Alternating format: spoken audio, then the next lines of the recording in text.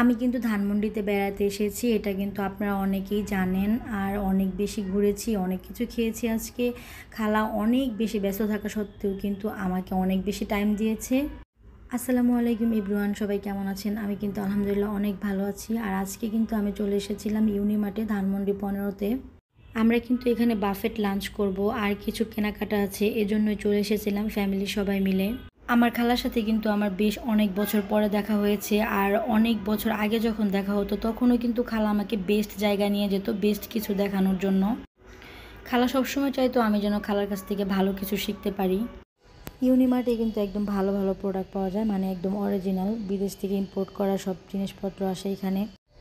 এখানে কিন্তু একদম A to Z সব কিছুই পাওয়া যায়, তবে আপনাকে একটু হালাল হারাম দেখে কিনতে হবে।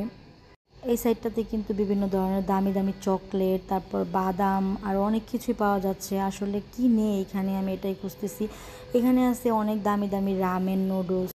এখানে এসে আমার মনে হচ্ছিল আসলে আমি বিদেশে চলে আসছি। আমি যখন সৌদি আরবে গিয়েছিলাম তখন কিন্তু আমি এত বড় বড় সুপার শপিং মলগুলোতেই ঘুরেছিলাম।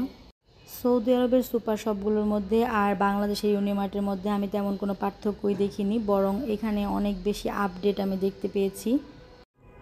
এই সাইডটাতে কিন্তু অনেক সুন্দর সুন্দর ব্যাগ আছে, আমি কিন্তু ব্যাগগুলো দেখতেছিলাম, আমার তো ভীষণ ভালো লাগতেছিল ব্যাগগুলো। আর এই যে দেখেন হাতে বানানো পাট দিয়ে, মানে এত সুন্দর সুন্দর কার্পেট, আমি তো দেখে পুরো ফিদা হয়ে গিয়েছি। ছোট ছোট ঝুড়ি বানিয়ে রেখেছে, ওয়াল ক্রাফট। আসলে এগুলার কিন্তু অনেক দাম, আর এই সাইডটা দেখলে তো আপনারা অবাক হয়ে যাবেন। এখানে কিন্তু বিড়াল কুকুরের সব কিছুই পাওয়া যায়। আসলে আমি আপনাদের আরও অনেক কিছু দেখাবো, তবে ভিডিওটা লং হয়ে যাচ্ছে, নেক্সট ভিডিওতে দেখাবো। ভালো থাকবেন, আল্লাহ হাফেজ।